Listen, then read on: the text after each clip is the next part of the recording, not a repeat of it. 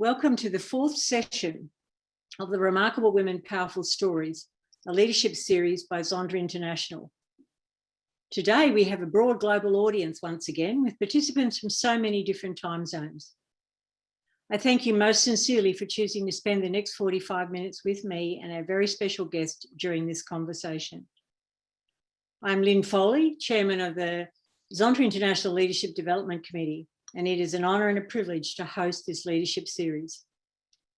I wish to acknowledge the traditional custodians of the land on which we meet today and pay my respects to elders past, present and emerging, and also pay that respect to any First Nations people present. Zonda International is a leading global organisation of professionals empowering women worldwide through service and advocacy. In 1919, a small group of founders in Buffalo, New York, had a vision to help all women realise greater equality. Today, more than 25,000 members in 63 countries work together to make gender equality a worldwide reality for women and girls. Since 1923, Zonda International has provided more than $41.2 million to empower women and girls and expand their access to education, healthcare, economic opportunities and safe living conditions. Bandana Rana from Nepal is a passionate, lifelong advocate for women's rights and gender equality. Her experience spans more than 3 decades of active engagement in the area of violence against women, gendered conflict transformation, peace building, and engendered media through the different organisations and networks she has founded and led. Having worked from the grassroots, national as well as global level, she's broken numerous personal and professional barriers to attain her present leadership. Her many years of dedicated work have been particularly through the 2 organisations she co-founded and led in Nepal, Saathi, an NGO working on violence against women, and Sancharika Samuha, Women's Media Forum. She's the former chair of the National Women's Commission of Nepal. She's a member of the UN CEDAW Committee since 2017, the first Nepali woman to be elected to this position. She was the vice chair of the committee from 2018 to 20 and is the focal point for women, peace and security. She's recently been nominated as a member of the UNFPA High Level Commission on ICPD plus 25 for 3 years. She was also a member of the UN Women Global Civil Society Advisory Group between 2012 and 2015. Having served in senior positions in the civil society, the government and the UN, Bandana has demonstrated effective leadership in the promotion of gender equality globally. She's received numerous national and international awards for her contribution in the promotion of women's rights and gender equality, including the NGO CEDAW Committee's Women of Distinction Award, Zonda International Centennial Award, and the Social Service Award from the President of Nepal. Welcome to you, Bandana.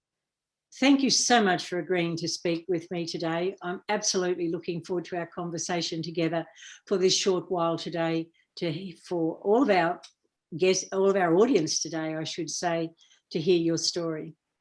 Your career and professional achievements are truly inspiring and exemplify courage. You have a unique and powerful story. I know that our audience today are most interested in knowing more about you, your achievements, and who or what has influenced you throughout your career. So let's get going.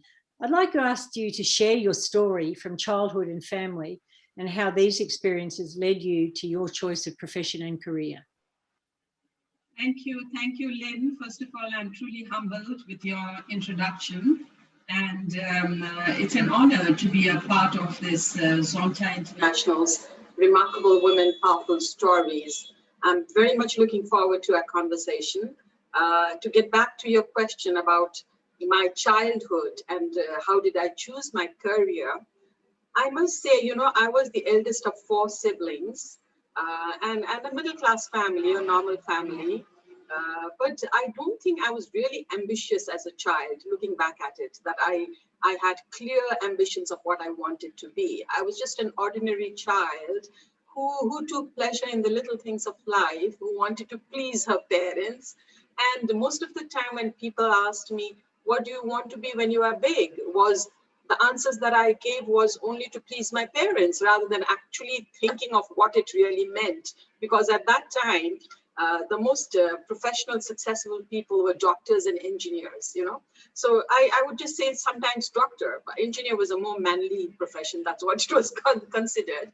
But it was just to please my parents. I don't think I really had a very, very clear vision of what I really wanted to be. What I really wanted was to be happy. And I do recall, I wanted to spread happiness among my family. I wanted to make them happy, to make them proud of me, of whatever I do.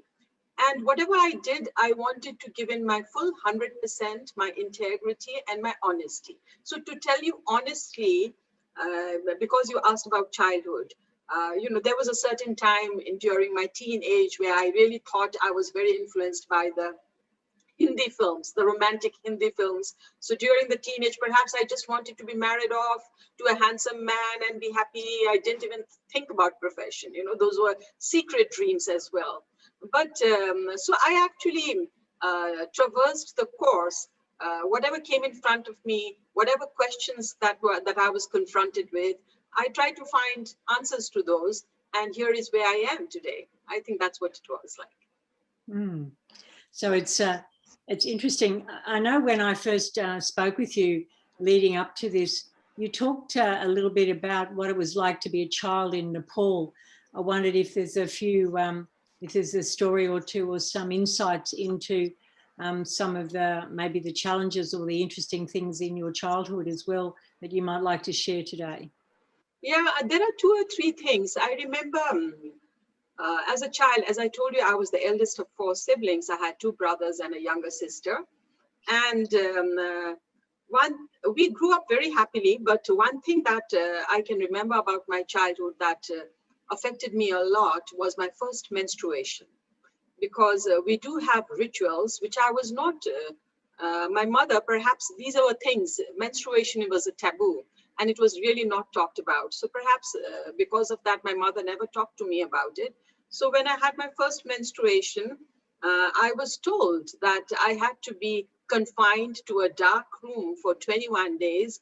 And the explanation that was given to me was that you are impure as a girl during that time, and you cannot cast your shadow to the sun, which is powerful, and to men who are powerful.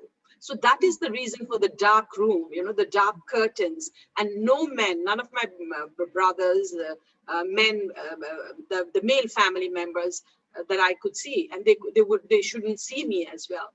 So I think that was my first learning of that I was different from my brothers. I think I did develop some, I'm sure I did go through some trauma of having this very inferiority complex, that I'm not the same as my brother.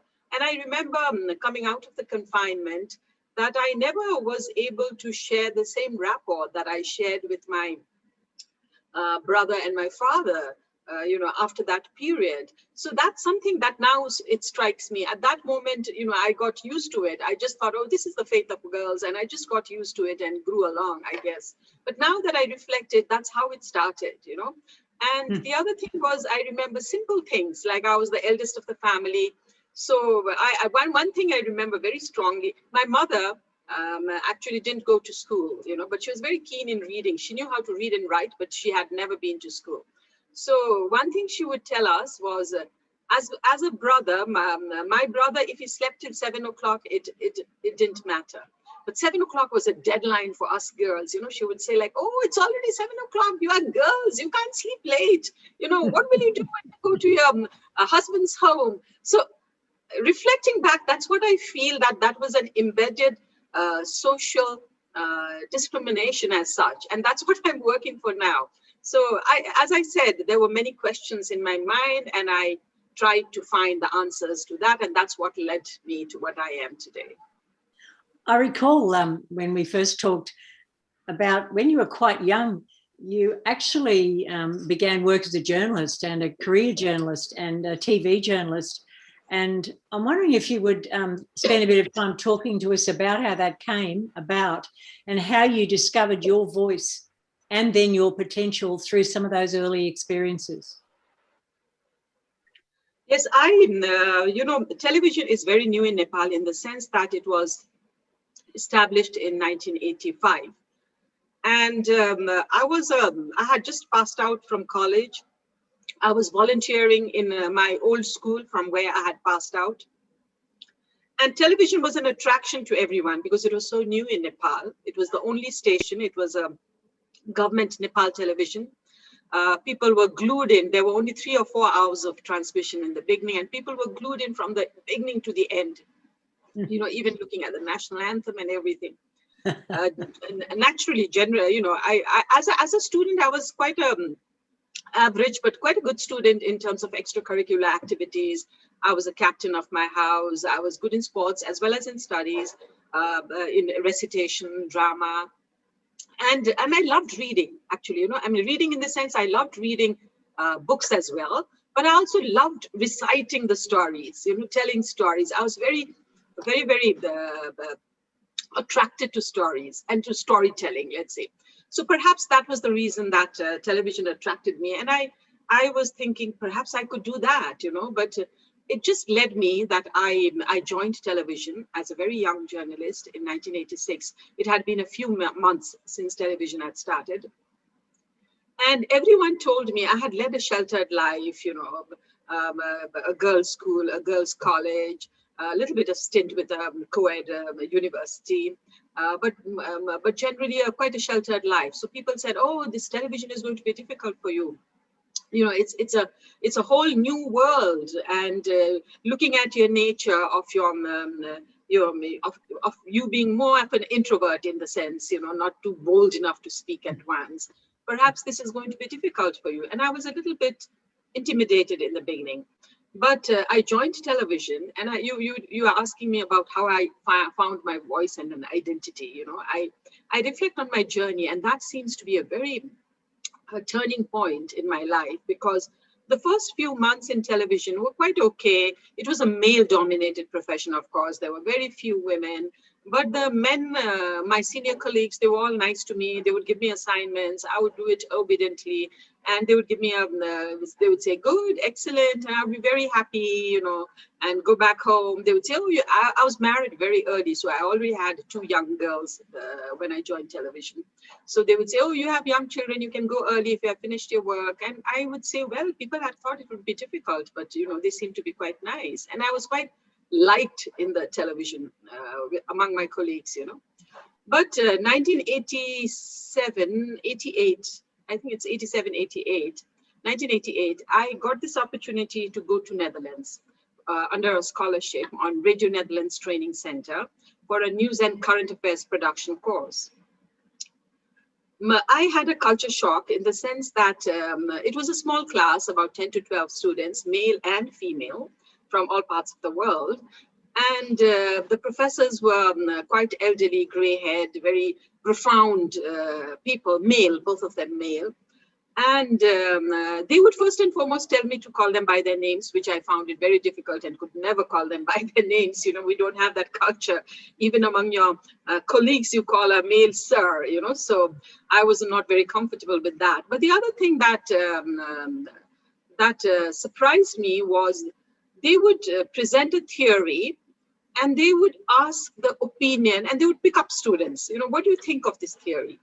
And I would say, well, it's very clear. I would say whatever is presented, I would like to say it, but they would say, no, but what is your opinion?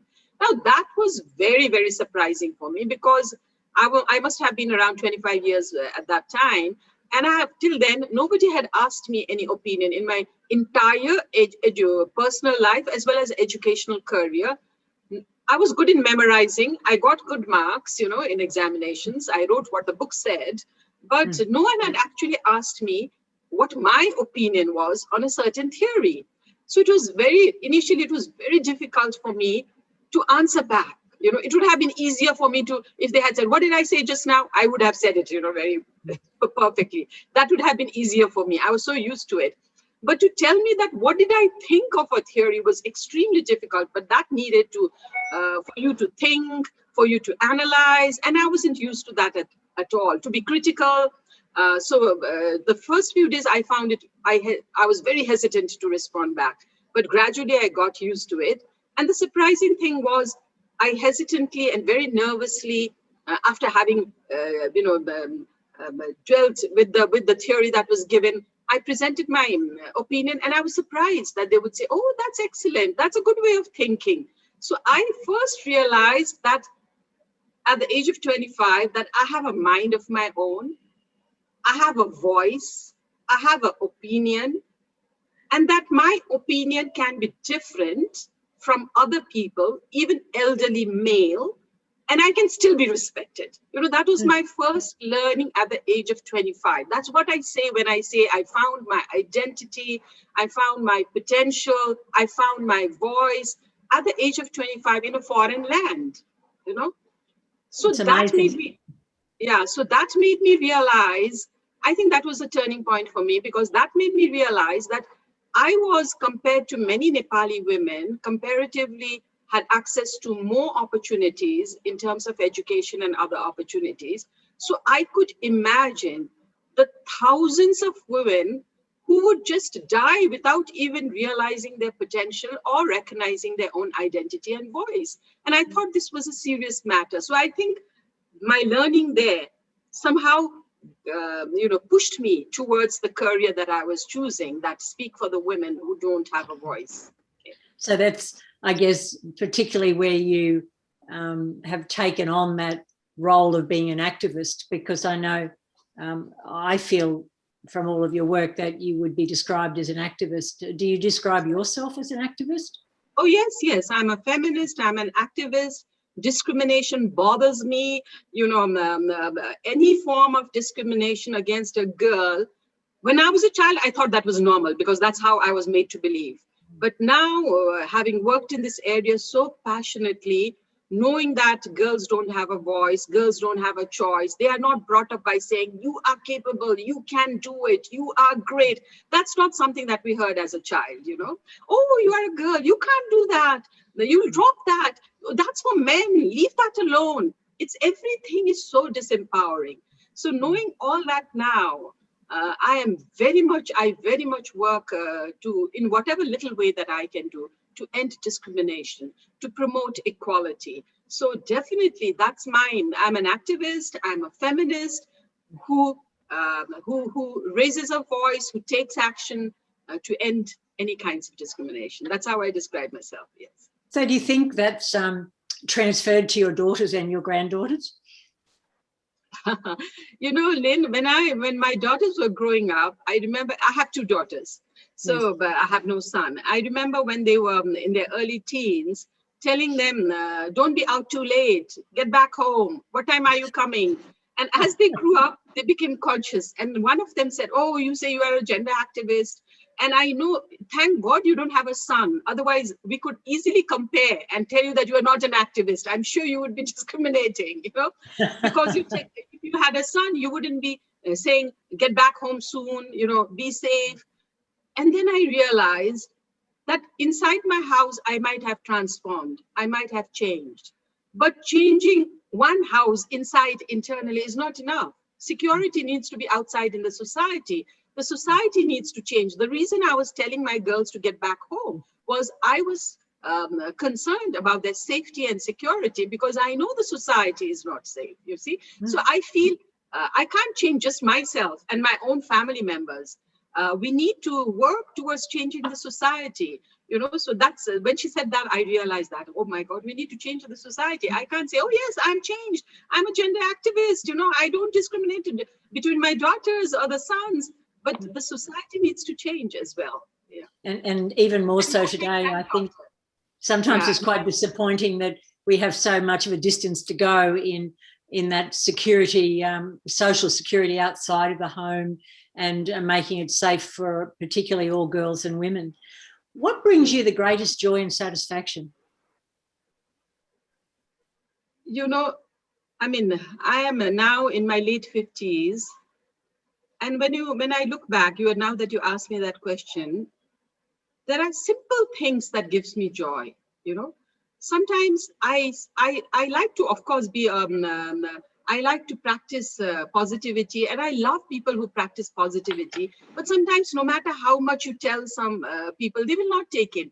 But I have seen few people, you know, my colleagues, my staff, my friends, my associates, without me telling, they do small things, and it touches me a lot. That, oh my God, that's exactly what. And then they do say, you know, we've watched you quietly, and this is what I have picked up from you and embedded it. So these are small things that give me the joy, you know, and also touching people's lives. I do recall I was working as a consultant in early 1990s in UNDP. I was paid well because I was, the reason I'm saying I was paid well is because I was so young, and the money that I got was, I was quite astounded. Oh, you know, like it's, I was paid well. But I remember one day UNICEF, which the office was below us, below UNDP, asked me to, on a Saturday, it was a Women's Day, to go to a village, because I was a journalist as well, you see, to go to a village to share my video and talk to the women there. My first reaction was, oh no, I'm not going to waste my holiday, a Saturday, you know, going with UNICEF, going to a remote village, talking to women. That was my first reaction. I said, I don't want to waste my holiday. So I actually first initially refused. But when I went to bed that night, I thought about it and I said, oh my God, I'm becoming so selfish. This is early 90s. I was really young. I'm becoming so selfish. You know, it's one Saturday. I can give up my one Saturday, you know, to meet other women. So I called them up the next morning and I said, okay, I'm ready to go, you know. I went to this village. These were village women, you know, and I showed a number of my videos that I had made of mothers' clubs, you know, women's empowerment. And I spoke to them throughout the day. The women were so happy to hear my stories, to talk to me, to touch me, to say how happy they were to know me and to hear my experiences and how I had influenced them. That made me realize I'm in the wrong place in the UNDP. You know, because UNDP, I was like a highly paid office clerk. You know, I was shifting papers from one desk to another. I was writing a lot of things, but I never got to see how those writings that I had made were implemented and whether it touched people's lives. But here was this one Saturday. It was a voluntary Saturday. I wasn't paid for it. Here was one Saturday I spent with some women sharing nothing. I didn't prepare for it. I didn't study for it. I didn't have to write or present, you know, work on a paper. It just shared of who I am. I just shared who I am. And here was the joy that I got from these women, the smiles, you know, the happiness. And I really thought I was in the wrong profession. And actually, my contract was being renewed. You know, it had come to an end. And then I decided I'm not going to renew my contract, you know. So I said, I have to do my own things. I have to develop my own proposal. I have to work with women where I can see that I touch people's lives. So I do feel that if I can touch people's lives positively, even the tiniest bit, that's what gives me joy. Yeah, thank you. That's a lovely way of saying it. In everything I've seen of your life and your work, you're a very visible role model. How do you embrace that, or what does that feel like to be such a role model? And that Saturday you just talked about is a living example, isn't it, of you being a role model for other women? And these days, even more so. So how does that feel, or how do you embrace that? No, I feel truly humbled and honored. You know, recently I was re-elected for a second term to the CEDAW Committee in November 2020. And I was so overwhelmed because the first election, perhaps Nepal was not really aware of it, you know, because this was the first time. I was, and now people are so conscious in social. I was so overwhelmed with the amount of love and affection that I got from people, mostly, of course, people from Nepal, but all from around the world. I really didn't feel that I earned all that, but I felt so very humbled and overwhelmed.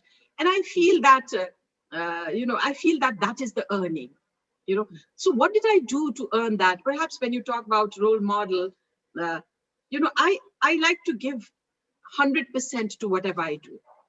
100% to the tiniest, smallest activity that I want to do. It's in my nature. It's just, it's not that something that I've learned. As a child also, I told you, I didn't pick a career, but I wanted to make people happy and do the best for them in whatever way I can. So I think that was embedded in me, and you know, with my passion for working for women, it's more so now. So I think that is what, so I also thought, as you said, what you know, my Facebook was crashed because of the number of messages I got when I won the second term in the elections. For 10 days they restricted my you know, my activity in the Facebook. That's what they do. I never knew they did that. Facebook does that as well, you know. Yeah. So I said, what did I do to earn so much? So I think it's your honesty, it's your integrity, it's your giving your 100%. It's relating to every happenings in a natural way, yes. You know, in the way that you would want to believe in. And it's not something that you pick up from somewhere, but you know, it's just being yourself. And I think being yourself, giving you 100%, but of course, hard work. I'm known to be a very, very hardworking person. Lynn, I just, you know, from tomorrow, there's a lockdown here in Kathmandu.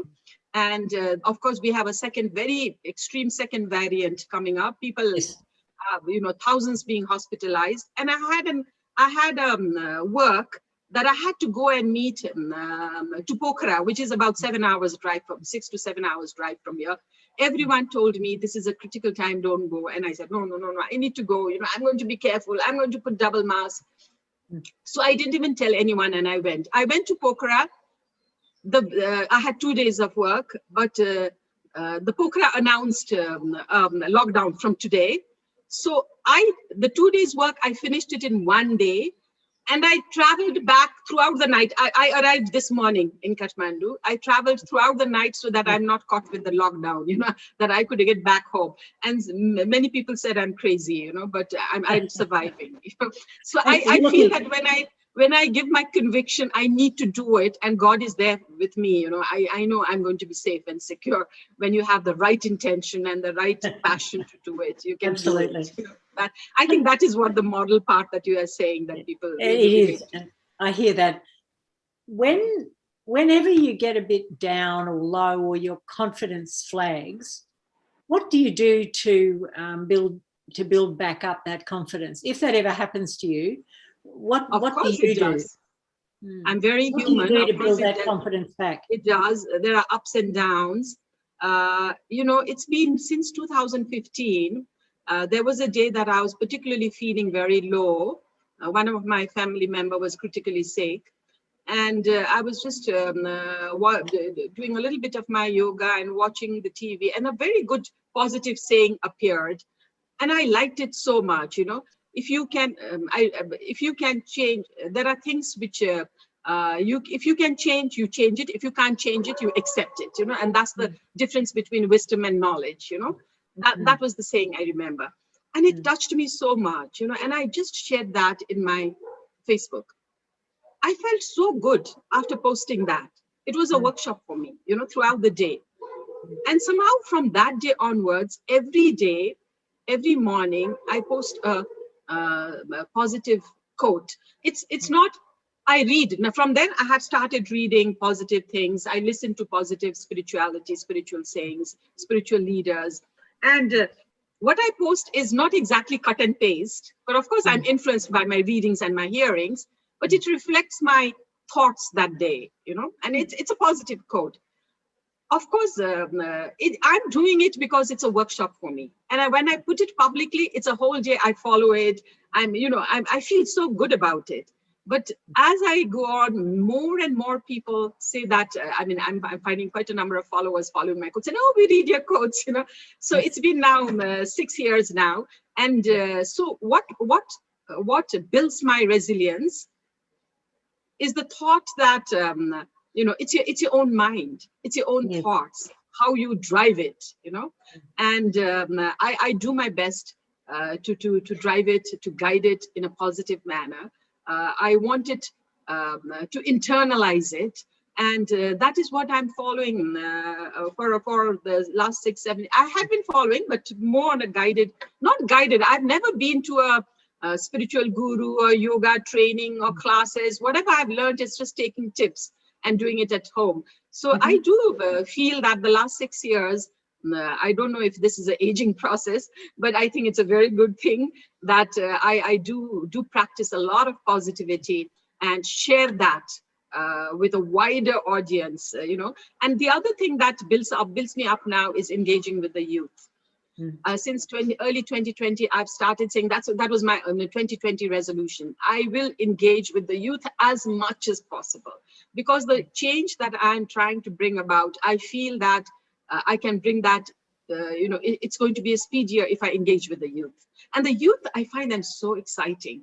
There's so much to learn from them, so much of passion and enthusiasm. So since 2020, and that builds my resilience, that builds my optimism, that builds my hope, and of course, I like to play with my 4-year-old granddaughter, who gives me a lot of hope and optimism. So there are lots of things, small things, you don't have to go to a resort, to a cruise, but just small things that are around you that gives you a lot of happiness and resilience and hope and optimism. That's what I do.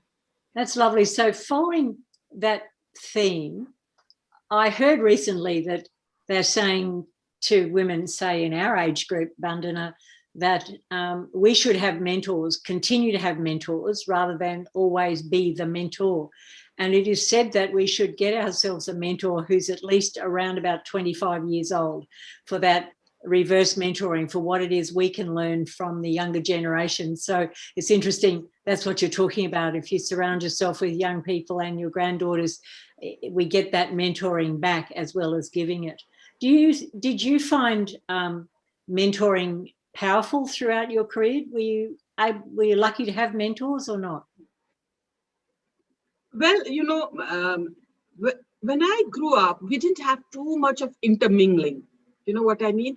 The elderly people would not include young people in their conversation, That's when I'm talking about my childhood. So I really cannot, of course, my mother was a great mentor. As I told you, my mother is the 4th child of her mother, but her mother passed away 2 hours after giving birth to her. So she's never experienced the love of her mother. But her passion, she never went to school, but her passion for reading, even now, the gifts that I buy for her are books, She loves to read. She never went to school. She's been my great mentor in the sense because, as a child, she was adamant that her daughters, her children, go to a school that would teach English. We had only one school, a missionary school. St. Xavier's was for the boys, St. Mary's was for the girls. My father didn't want that because he had this perception that if we went to a missionary school, we would turn into Christians, So we are Hindus, that's what he thought. But my mother was so adamant, she sneakingly admitted us to that school. So I am so grateful to her that she saw this vision. I'm not saying that knowing English or speaking English is a mandatory attribute, but it helps, So and also it was a very good school. So that is it was a disciplined, nice environment. So I am so glad that my first mentor, of course, is my mother. Even now, she's 88. She stays with me. I'm fortunate that I live with her as well. I live with 2 mothers. I live with my mother. It's very unique. I live with my mother and live with my mother-in-law.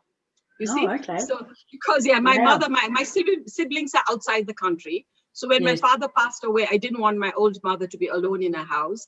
Normally in Nepali tradition, mothers don't come and stay in their daughter's house. So in the initial stage, she was very hesitant. She didn't want to, but I coaxed her. I didn't want her to stay alone. So now she's very used to it. I have 2 mothers. They are friends as well.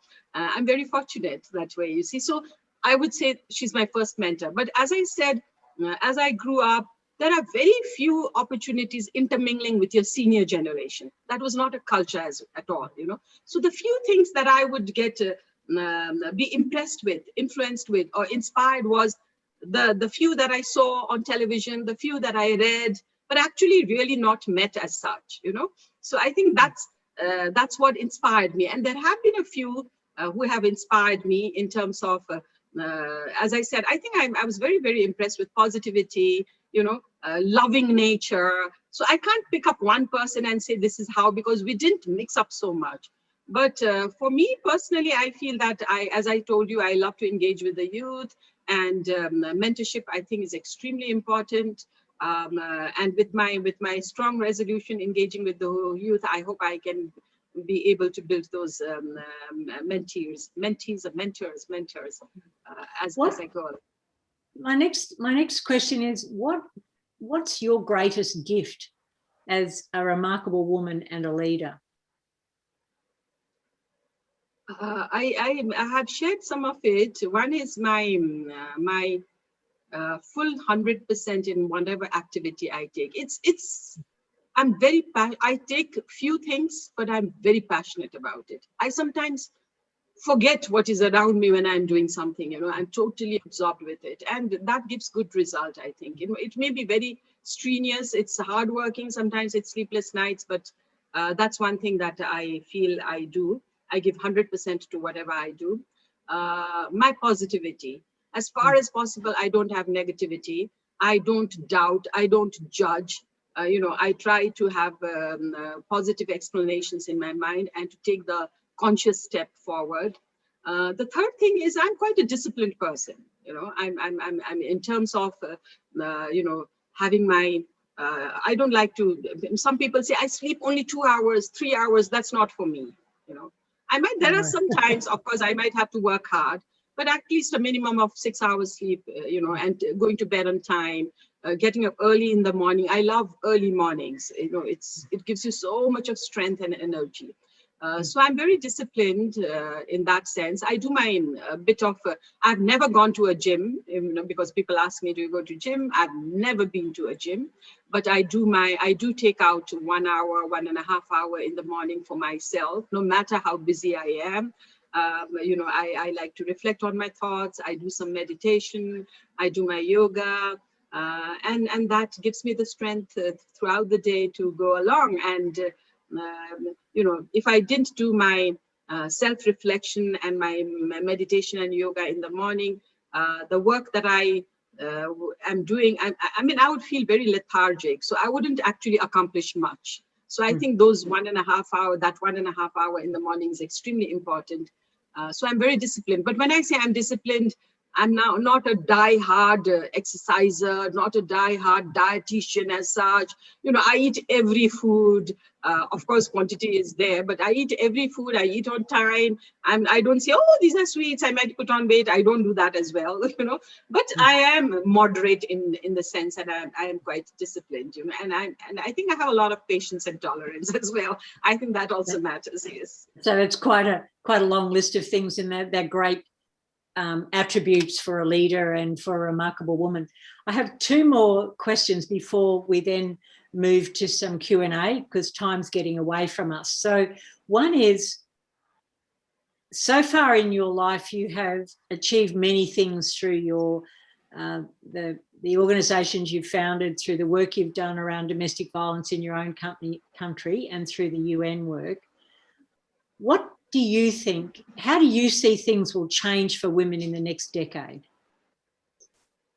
Wow, that's a tough one then, because, in the context of Nepal, I would say that in the last 1.5 decades, we've changed a lot. We've had a new political scenario, and there was a time soon after the conflict with the new political situation. There was a time when all the political parties wanted to compete with each other in the new scenario and be as progressive as possible. And the women's movement gained a lot from that in terms of a lot of policies, laws on gender equality, domestic violence law, other gender equality law, harmful traditional practices law, sexual violence in the workplace. Lots of laws and policies, abortion rights, that have come about in Nepal, which we gained a lot. But that time has passed, and business is as usual now, And as you know, the number of, the people in the decision-making are predominantly men. Political parties are led by men, So it is very difficult to bring about the change that we would want to bring. It is not changing at the speed that I would aspire to. But I think, you know, what I believe in, and I forgot to tell you one thing that turned me into an activist. Another one thing that turned me into an activist was the Beijing conference. I was able to attend the Beijing conference in 1995 in Beijing. You know, I was a young journalist at that time. And I was so in awe with the crowd, the movement, the demands for women's equality in Beijing, that I think I first time realized what is the power of movement building, you know? So I think that is what led me to establish so many organizations, coalitions, networks, because I feel that we do need to work together. We do need to hold hands together and carry other women along with you. You know, you can't just alone be in the front and think that you can make the change. You have to be together. And I think that's what I have tried in my so many years of my career in trying to, you know, I established the National Network Against Domestic Violence, also a network for Beijing Review. There was a network on women, peace and security. So I've been a part of the women's movement. And I think that is what we need to strengthen. There will be challenges. You know, we are still a far, far way away from the 50-50 that we are imagining, that the UN mandates. But if we are together, one is if we are together, we can do it. So power of movement building, that's what I believe in. But the other issue also I feel is there are a number of, you know, for the first decade or so when I started working for women's empowerment, I only concentrated on empowering women, working with women, never actually thought of engaging men. So it was only in around 2010 that a community woman told me, we have the domestic violence law, but that's not helping me. I know about the law, but I live in a violent relationship because the law may not help me. It might take 3 years. They may not even hear about it. Even if I win my suit, let's say my complaint, what is the government going to do me? I'm not educated. I'm financially weak. They're not going to give me a job. They're not going to be. So I lose a lot by filing a case against domestic violence. The society is going to boycott me. My husband, of course, is not even going to look at me. My children will suffer. Financially, I'm going to suffer. So what is the point of having a law? You should educate her. You should change the mindset of the men in our homes, you know? So that's what brings change. So this was a community of women who opened my eyes. And since then, I've worked a lot and advocated for engaging men and boys. I do find, and not a whole lot, but I do find a lot of allies, you know, among men as well. We need to pick them. We need to see how we can bring them in a movement, because at the community level with my Men Engage work, many times, you know, from rescuing trafficked girls, I have found that when men and women's network work together, the work is speedier, you know, the access to justice is speedier. So I think we need to educate our young boys. We need to groom that way. And that's what's going to bring the change. So actually, when I engage with the youth, it is girls and it is boys, both. Yeah. Gender equality is everyone's work, isn't it? It's not just That's one right. gender, it's everybody's work. So I've got a couple of questions to put to you in a moment from our audience this evening. Well, this evening here in Australia and the evening there in Nepal. But before I do that, what's next for you? In a few words, what's next? Well, gender equality, as I said, ending discrimination runs in my blood, you know. So there's never what next. That's going to be with me until I end my life, I think. But at the moment, as you know, I'm in the CEDAW committee. I feel that I am taking my local knowledge at an international level and bringing the mandate of the international to the local. So it's taking the local to the global and bringing the global to the local to strengthen our advocacy, to strengthen localization. So that is where I'm concentrated it. Of course, the overall agenda is gender equality, but that's what I am doing at the moment. I have not left. What I like about my work is there are many people who have gone abroad to work, you know, and they leave their country for several years and work. I never wanted to do that. And what helps me with my present work is I continue my community, my work at the national level, my learning, my making a difference there. And I take those learnings at an international level because I do want to share those stories at an international level. And that's the opportunity that I'm getting through this CEDAW committee affiliation. And that's what I will continue to do. That's lovely. Thank you so much, Bandana. I have a question here from Yvette, one of our participants tonight. And she says, I admire how your authenticity has touched women and gave them a sense of hope. How do you manage your talks and your work during the pandemic when they need you the most? Oh, yes, that's extremely challenging, extremely challenging. In fact, it's getting more and more challenging. And I feel so helpless at times. During the pandemic, I was in Nepal, of course. Since last March, I haven't traveled overseas. And I do a lot of shelter work, by the way. I'm one of the co-founder. Saathi, the organization that I co-founded, founded the first women's shelter in Nepal, and we have 4 women's shelters, 5 children's shelters. So during the pandemic, we realized domestic violence was skyrocketing. The staff in our shelters wanted to close down the shelter for new entrants. I said firmly that we believe in human rights, and at this critical time, we cannot close the services for new entrants in a shelter. We had very limited infrastructure. We transformed 1 room for a quarantine space. That was not enough. Our already residents staying in the shelter were traumatic. They thought we were killing them by bringing in new entrants, and imagine the first stage. Now people are getting used to it, but the first stage of trauma, there's no PCR, no testing, no vaccine, the fear, the trauma. So we transformed our head office into an emergency shelter, taking in new entrants there for a quarantine space. There was a lockdown. The government did not think that shelter services was essential services. Even to buy things, we had to take permissions, which we were not allowed. Counseling, we started from telephone calls. I would get a number of telephone calls as well. And as you said, the question was, how do I manage that? Again, I think collective work. I alone cannot manage it, but I have a network. I have people who I can rely on. I have not just my network, I'm not talking about my staff, my organization, my network. It's about building the credibility in this area where you can pick your phone and you can be sure that the response will be positive, that if I cannot manage, there will be someone who can manage. So I think it's building that network, building that credibility.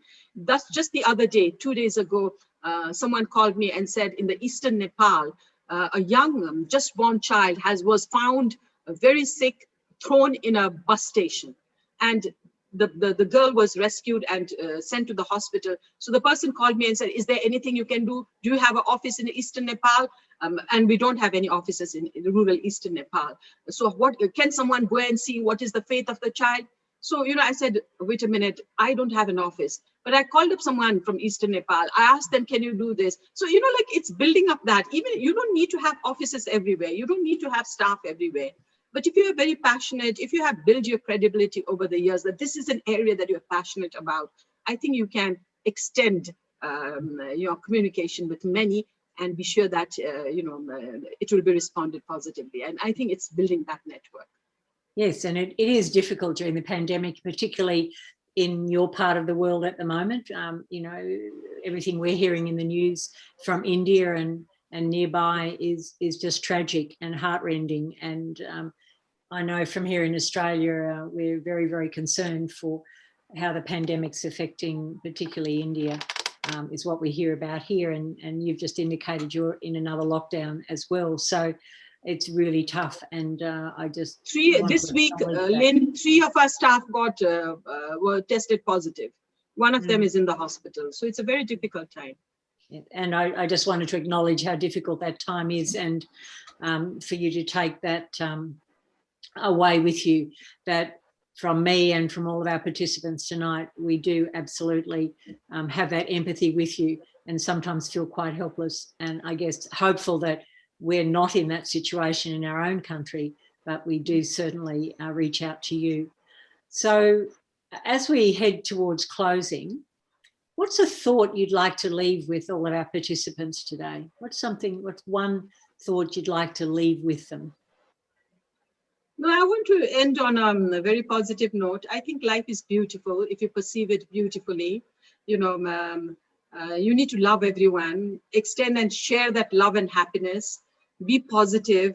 That will make life beautiful, and you know, will build your resilience as well. I know I'm working in an area where sometimes I feel so helpless, gives me sleepless nights if I can't help someone. You know, you can't help everyone, of course, you need to prioritize also, but that's what keeps you going, you know. Just enjoy life, you know, take life as it comes, give your best, you know, and love everyone, be happy. I think that's what it is, just that, be happy, that's what. Thank you, that's lovely. And your leadership actions, your activism right from an early age really positively are affecting the status of women in your own country and internationally through your work with the UN. And it's easy for me to see why in 2019, Zonta International chose to award you with the Centennial Award for your work. It is a testament to your achievements. I've enjoyed very immensely our preliminary conversation some time ago and tonight's conversation, and I'm leaving the conversation with significant positivity and reflecting on many of the things that you've spoken about, reflecting on how we can all work together on behalf of gender equality, and also make sure that it's everybody's work. So Bandana, thank you for your time this evening. Thank you so much. Thank you so much. I'm honored, I'm humbled. Thank you very much. Thank you very much. In Nepali, we say namaste. Thank you. And in all of the chat and questions, there's one that's just popped in. So before we sign off, it's one of the ladies here, Oliver, said, you've indicated that you married quite young. She wondered whether your husband has supported your work. So if that's too personal, we can pass over. Yeah. Yes, you know, I think without support, it would have been difficult. My family were quite supportive.